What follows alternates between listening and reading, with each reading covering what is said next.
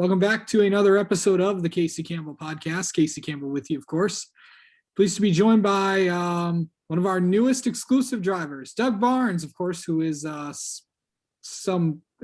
don't know. He races short tracks with Dominion or something. Just, yeah. For the Advanced Auto Parts Weekly Series. How's it going, man? Pretty good, man. How are you? I'm good. So how was your race this weekend? It was eventful. We kind of noticed that we were down on some motor power 3 weeks ago now when the last race rained out.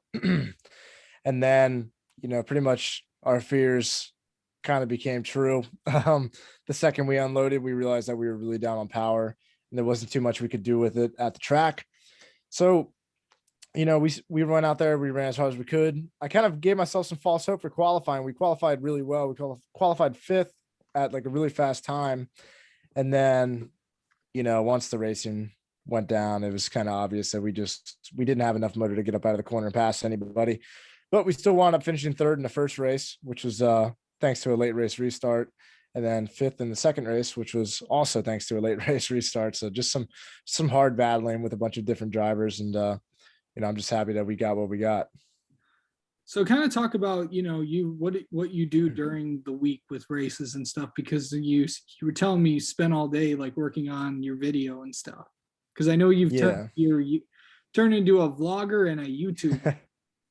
Yeah, it's not something I ever thought that would really be a part of my life, but I've always wanted to take racing to another level. Like outside of just racing, I wanted to have like more of an impact on my life, and I want to remember everything. So, I made the vlogs so that I can look back on everything, and it also gives people some insight to what goes on the racing weekends.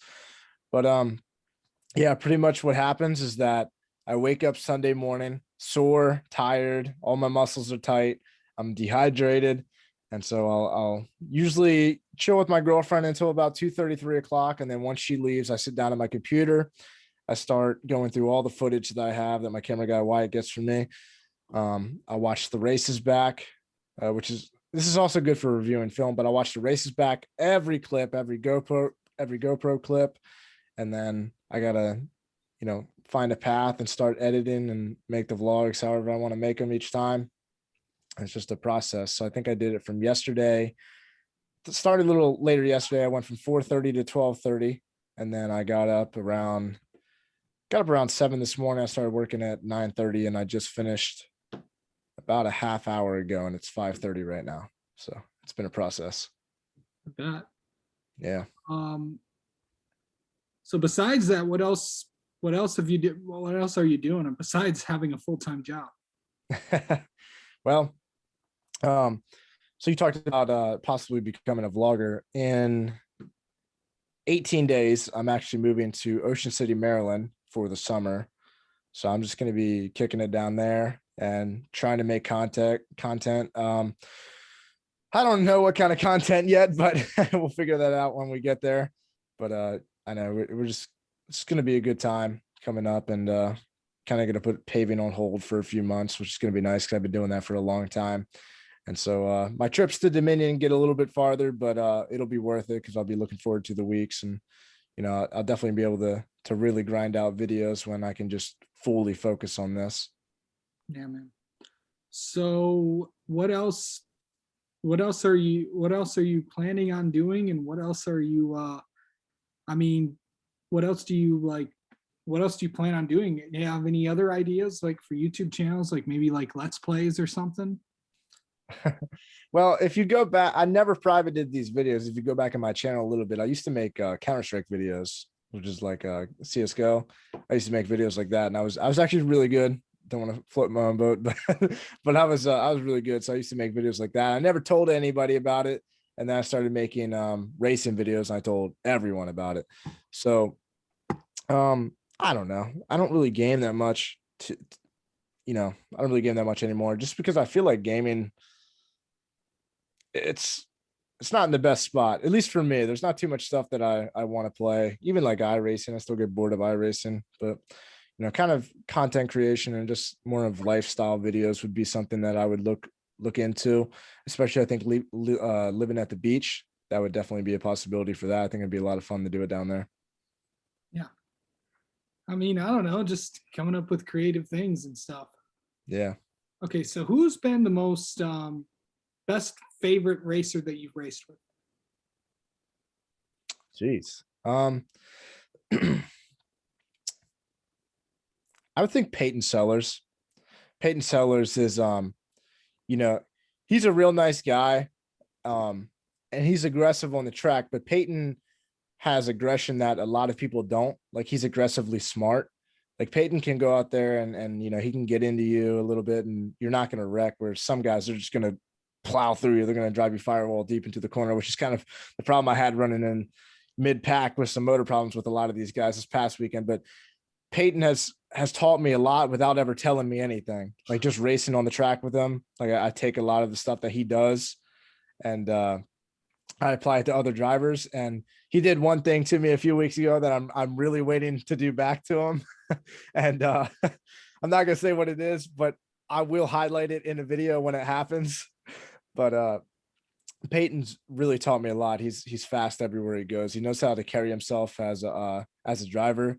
And I really admire for how he handles himself outside of the car, especially with a lot of stuff that happens. And a fun little story.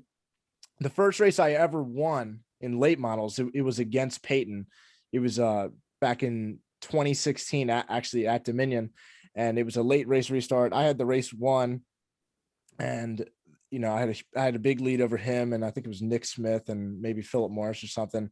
It was a real competitive field, so I had a big lead over everybody. The caution comes out, and we line up me, Peyton, and we go through 1 and 2 on the start, and Peyton gets a run out of 2, and I'm like, man, I cannot let this guy beat me again. He beat me a few times that season. So I don't get into him, but I run the middle lane going through 3 and 4. And back in the day, the outside lane did not work the way that it does now at Dominion. So, if you have a tire width up there, you're going to be in the marbles. And I put him in the marbles. I went on to win the race. And after it was over, I had been expecting like a fight, because that's all I've ever known. Whenever you do something like that to somebody, they want to fight. And I remember after my interview was over, I heard him on the, the intercom or whatever they have there. And he said, well, I knew he's aggressive. And I'm like, how does this guy carry himself in a way that it seems almost as if he doesn't care. Like, he cares, but he's not going to say nothing stupid. He's not going to jump on anybody's race car. He's not going to, I don't know. He just handles himself really well. And I admire that a lot. Yeah, that's definitely good. Talking about whenever you mentioned jumping on race car, everyone thinks about when you did that. Wow, it's I don't even know what to say about that. It's I don't know. It's like every time that happens, it's like, oh yeah, yeah. Who's talking about? Oh yeah, he's the one that jumped on a race car. Oh yeah, yep. Yeah. And I'm definitely making it a little easy to remember when I put the logo of me midair everywhere. So, you should have done like one of those like karate kicks or something. Well, when I was midair with that incident, I wanted to go through the windshield. Like, I planned on having my legs, like I say I'm in a cannonball like this. I wanted to go straight down into the car, but I'm like, dude, if I go through this, and it's going to tear my legs apart. So then at the last second, I just pulled them back to my chest. That way I didn't like cause any damage to myself. So I had a realization that maybe I shouldn't hurt myself in the process of jumping on this car, but I maybe running along the wall, I should be like, hey, maybe I shouldn't jump on this car at the same time. But Peyton wouldn't have jumped on the car. So that's the level of control I need to get to one day. One day. It's still funny though. Yeah. Something that you'll remember for, well, it actually, you turned it into a marketing campaign. I did, yeah. I know. I'm sure that worked out pretty well for yourself. Exactly. I'm sure the Hughes crew isn't too happy about that, but I know somebody actually. I'm not too sure if you saw it or not, but somebody made a they made an Air Douche shirt, so it's like Air Doug, but it's Air Douche. But they stole my logo though, and I don't know if they know that was trademarked. So there's a cease and desist order coming their way pretty soon. And not that I care, because I think it's funny, but you're also not going to steal my content if you're going to use it in like that type of way. Yeah. I don't know. I still thought it was funny. Oh, I actually have it right here. You actually got one? I bought one. Yes. Why'd you buy one? Why not? So Oh, it's my exact logo, but it says Air Douche on it. Yeah. So I mean, I might as well buy it. I'm gonna collect all the proceeds from it anyway, so I might as well have one. Okay. Yeah, I don't know. I meant to wear it at the track, but me and my girlfriend went down to the Inner Harbor this past weekend, and we stayed down there, so we were a little bit closer to the racetrack for Saturday morning. And as I was in the hotel, I'm like, man, I forgot the shirt. I was gonna wear it like as a joke in the video, so I'll do it in the next one coming up. But it's all good fun. I like it though. It's actually comfortable. It's good material too. I give it to them. They did a good job. Nice. I never. That's why we like get you on, because we never know what's gonna come out of your mouth. Man, it's Talk about jumping on cars, and now you're gonna, now you're gonna do stuff. Yeah, I mean, I feel like a lot of drivers when they talk, it's always like, I don't know, it's just bland. There's like a style that drivers just talk about, like, oh, my number 88 Barnes Paving Chevrolet. And it's like just kind of bland. It's not interesting. And I fell in line with that for a long time. And then I ran along the top of a wall and I jumped in somebody's car and I'm like, it's not that serious, dude. I don't get paid to say anything for anyone. So I might as well just go have fun with it. There's a term for those kinds of drivers. What's that? Well, we won't go into that. But anyway, Doug Barnes, thank you so much for coming up, man. Appreciate it. Thanks, man.